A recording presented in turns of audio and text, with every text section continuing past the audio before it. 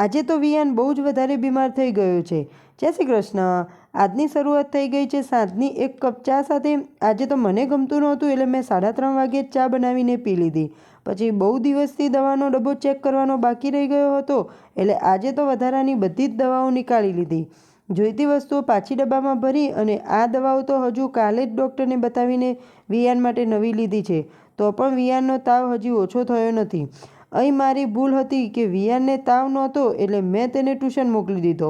પણ આવ્યો ત્યારે બહુ જ તાવ આવી ગયો હતો અને હું શાક કાપતી હતી પણ તે સૂવાની તૈયારી કરી રહ્યો હતો એટલે હું તેને ફટાફટ લઈને થોડીવાર માટે નીચે આવી ગઈ. પણ તો પણ તેને ગમતું નહોતું એટલે પાછો તેને ઉપર લાવી અને જે પડ્યું હતું એ ખવડાવીને મેં તેને દવા પી દીધી. આજે પહેલીવાર વિયાન 7 વાગ્યે જ સૂઈ ગયો. તેને ઠેકાણે સુવડાવી અને તાવ ચેક કર્યો તો પણ તાવમાં કંઈ જ ફરક પડ્યો નહોતો.